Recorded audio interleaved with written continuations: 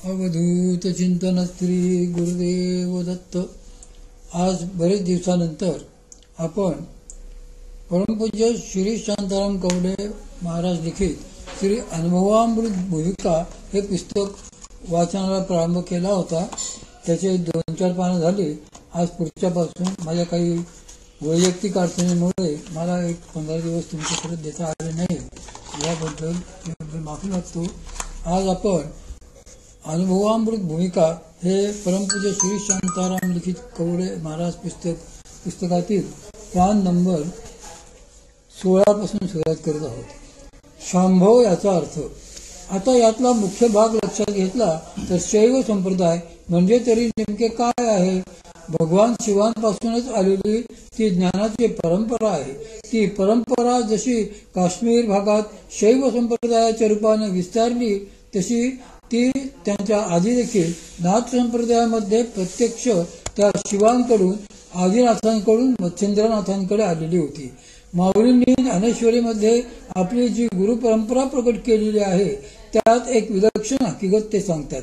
ते म्हणतात, क्षीरसिंधू परिसरी शक्तीच्या कर्णकुहरी येलोकै श्री त्रिपुरारी सांगितले जे ते क्षीर कल्लोळा तू मुकरोदरी गुप्तू होता तयाचा तू पैठे झाले. आपल्याकडे आलेली ती परंपरा सांगताना ते म्हणतात की श्री शिवांपासून श्री मच्छिंद्रनाथांकडे आणि पुढे ती श्री गोरक्षनाथांकडून श्री गहिनीनाथांकडे आली.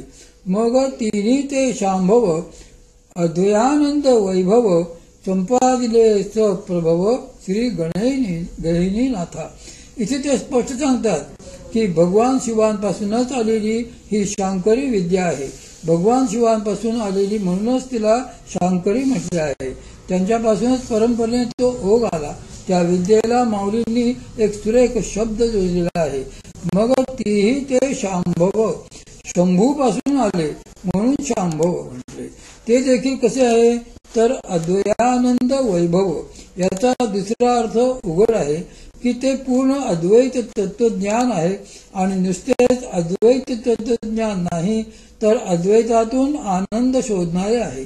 अद्वयानंद वैभव याचा अर्थ असा की माऊली निव्वळ अद्वैतापर्यंत थांबत नाहीत. त्या अद्वैत ज्ञानानंतर देखील आनंद स्वरूपाची प्राप्ती होण्यासाठी भक्ती सुचवतात, ज्ञानोत्तर भक्ती सुचवतात. ही भक्ती म्हणूनच मूलतः नाथ संप्रदायाच्या गाभ्यात आहे असे त्यांचे स्पष्ट म्हणणे आहे.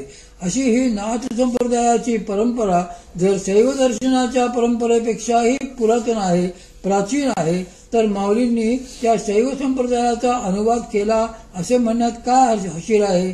माऊलींनी जे सांगितले ते केवळ आपल्या गुरु परंपरेने आपल्याला स्वानुभवाने प्राप्त झालेले सांगितले. दुसरे उसने तत्वज्ञान काही सांगितलेले नाही. जगात जे जे मोठे तत्वज्ञानी आहेत झालेच त्यांचा असाच क्रम दिसेल. पहिल्यांदा आपल्या संप्रदायाचे तत्वज्ञान पचवायचे. ते संप्रदायाचे तत्वज्ञान नेहमी इतर संप्रदायांच्या तौलनिक अभ्यासाने पचवले जाते आणि प्रतिपादन मात्र नेहमी आपल्या संप्रदायाच्याच तत्वज्ञानाने केले जाते. तसे जर केले नाही तर मग त्यांना गुरु परंपरा सांगायचे काही कारणच उरणार नाही. माऊलींसारखे परमगुरुभक्त जर कुणी असतील तर ते आपल्या संप्रदायाच्या तत्वज्ञानाशिवाय वेगळे काही बोलतील अशी किंचित मात्र संभावना नाही. माऊलींकडे जे मूळ विशुद्ध तत्वज्ञान आले आहे ते श्री भगवंतांच्या हृदयात होते. जे श्री भगवंत बोलले तेच माऊली सांगत गेले. ज्ञानेश्वरी पूर्ण झाल्यानंतर तशी एक कालानुरूप एक गरज निर्माण झाली. म्हणूनच हे मूळ तत्वज्ञान सूत्रबद्ध रूपाने अनुभवामृतात माऊलींनी सांगितले. आपण पाहिले की माऊलींनी या ग्रंथाला दिलेले नाव अनुभवामृत आहे. त्यालाच माऊली सिद्धानुवाद असेही म्हणतात. अमृतानुभव हे नाव मात्र नंतर प्रचलित झाले असावे. साररूप 5 श्लोक. माऊलींनी या अमृतानुभवाच्या सुरुवातीला 5 नमनाचे श्लोक सांगितले आहेत. या 5 श्लोकांमध्ये त्यांना जे प्रकट करायचे होते ते संबंध तत्वज्ञान त्यांनी गुंफून ठेवलेले आहे. पुढे 10 प्रकरणांच्या निमित्ताने केलेल्या सिद्धांत विस्तार हा सगळा त्याच मूळ सूत्रांचा विस्तार आहे. कदाचित ही प्रकरणे देखील मुळात माऊलींनी केलेली नसावीत असे वाटायला भरपूर जागा आहे. कारण सांप्रतिक काळी ही जरी 10 प्रकरणे दिसत असली तरी कुठल्याही प्रकरणाच्या शेवटी प्रकरण समाप्तीची पुष्पिका नाही किंवा प्रकरण समाप्तीची ओवी आढळत नाही. पहिल्या ओवीपासून ते शेवटच्या ओवीपर्यंत माऊली सलगच बोललेले आहेत असे दिसते. पुढे कोणी अभ्यासकांनी विषय परत्वे त्याचे 10 भाग निर्माण केलेले दिसतात. काही संशोधकांचे असे म्हणणे आहे की माऊलींच्या परंपरेत जे शिवकल्याण स्वामी होऊन गेले त्यांनीच अमृतानुभवाची ही 10 प्रकरणे पाडलेली आहेत. म्हणून आता जरी ही 10 प्रकरणे दिसतात तरी पण मुळात ते एकच सलग तत्वज्ञान आहे. माऊलींच्या नेहमीच्या सांगण्याच्या पद्धतीने पाहू गेल्यास त्यात काहीही भिन्न भाग नाही. याला अनुभवामृत किंवा सिद्धानुवाद म्हणण्यामागे माऊलींची काय भूमिका आहे ते देखील आपण लक्षात घ्यायला पाहिजे. त्यासाठी अनुभव कशाला म्हणायचे याचा आधी विचार केला पाहिजे. आपण परमार्थ मार्गाला लागलो, कुठल्याही साधना मार्गाला किंवा उपासना मार्गाला लागलो की जी प्रचिती यायला लागते तिला ढोबळ मानाने अनुभवच म्हटले जाते. पण अनुभव हा शब्द आपण व्यवहाराच्या अगदी व्यापक अर्थाने जरी वापरला तरी देखील माऊली ज्याला अनुभव म्हणतात तो अनुभव आणि आपला अनुभव हा भिन्न आहे. परमार्थाच्या दृष्टीने माऊलींच्या विचाराने जर बघायला गेलो तर आपला श्वासोच्छ्वास हा देखील अनुभवच आहे. अनुभवांचे भिन्न स्तर. एक खूप मोठे महात्मा होऊन गेले. एकदा त्यांना भेटायला अनेक संत आले आणि त्यांची आपापसात परमार्थाची चर्चा सुरू झाली. त्यातल्या एकाने यांना विचारले, महाराज आपण फार मोठे आहात, आपला अधिकार फार मोठा आहे, आपल्याला भगवत स्वरूपाचा अनुभव जर काही प्रकट रीतीने आला असेल तर तेवढा आम्हाला सांगण्याची कृपा करावी. ते हसले आणि म्हणाले, रोज मी श्री भगवंताचे नामस्मरण करत शांत चित्ताने झोपतो आणि दुसऱ्या दिवशी त्यांचे नामस्मरण करत जागा होतो. रोज मी झोपल्यानंतरही परत पहाटे आपोआप जागा होतो. हाच माझ्या दृष्टीने मोठा अनुभव आहे. म्हणूनच ज्याला आपण अनुभव म्हणतो त्याचे स्तर अत्यंत भिन्न भिन्न आहेत. शास्त्रांनी असे सांगितले आहे की अनुभवांचा पहिला स्तर हा 5 भौतिक पातळीवर असतो.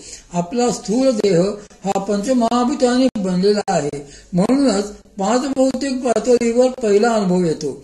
एक उदाहरण बघायचे झाले तर आपण उपासना करत असताना, नाम घेत असताना, साधना करत असताना किंवा ध्यान करत असताना कधी कधी डोळ्यात अश्रू येतात. या अश्रूंना भक्तिशास्त्रात सात्विक भावाची उपलब्धी असे म्हटले जाते. योगशास्त्राचे सांगणे याहून जरा भिन्न आहे. योगशास्त्रानुसार अशा वेळी चित्तामध्ये सात्विक भावाचा उदय होऊन सात्विक नाडीचा म्हणजे सुषुम्ना नाडीचा प्राणप्रवाह सुरू होतो. म्हणूनच तसा अनुभव येतो. तंत्रशास्त्राचे सांगणे असे आहे की पंचमहाभूतांपैकी जलतत्वाचा क्षोभ जेथे होतो तेथे जलतत्वाचा उद्रेक होतो. म्हणून असा अनुभव येतो. शेवटी असा हा अनुभव कुठल्या तरी गुणाशी किंवा महाभूताशीच निगडित आहे.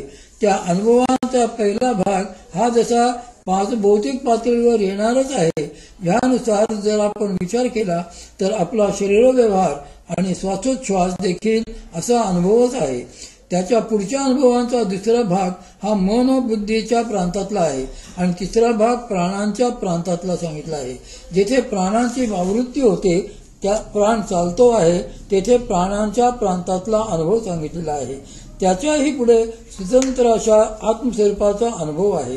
हे सगळे अनुभव जेव्हा अनुवाद करण्यासाठी समोर येतात तेव्हा आत्मस्वरूपाच्या पातळीपर्यंतचेच सगळे अनुभव अनुभवता येतात.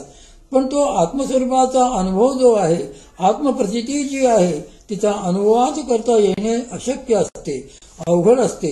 माऊली नेमके तेच प्रत्यक्ष करून दाखवितात. आत्मानुभवाचा अनुवाद. माऊली ज्याला अनुभव म्हणतात तो केवळ आत्मस्वरूपाचाच अनुभव असतो. त्याच्या खालच्या स्तरातील अनुभवांना ते अनुभव म्हणत नाहीत. त्यांच्या मते त्या आत्मस्वरूपाचा किंवा परमात्म स्वरूपाचाही अनुभव सगळ्या अंगाने परिपूर्ण असा आला पाहिजे. तो अनुभव कसा येतो, तो अनुभव नेमका काय आहे, तो अनुभव परिपूर्ण रीतीने आला आहे काय याचे सांगोपांग विवेचन त्यांनी अनुभवामृतात केलेले आहे.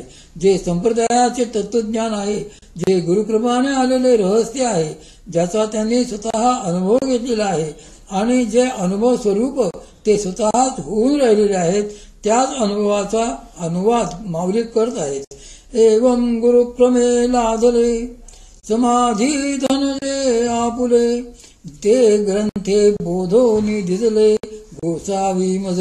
अनुवाद करणे म्हणजे विवरण करणे, अर्थ सांगणे, तेही नुसते सांगणे नाही तर विवेकयुक्त अनुभूतीने सांगणे, यालाच अनुवाद म्हटले आहे। हा अनुभव अमृतमय आहे, कारण ते भगवत तत्व परमतत्व अमृतमयच आहे। त्यामुळे त्याचा अनुभव देखील अमृतमय करून सोडणारा आहे, म्हणून त्याला माऊली अनुभवामृत असे म्हणतात। त्याला त्यांनी सिद्धानुवाद असेही म्हटले आहे। परमवस्तू आत्मवस्तू ही नित्यसिद्धच असते, त्या आत्मवस्तूचा अनुवाद त्या आत्मवस्तूबद्दल सांगणे, परमात्म्याबद्दल सांगणे, यालाच सिद्धानुवाद म्हटले आहे।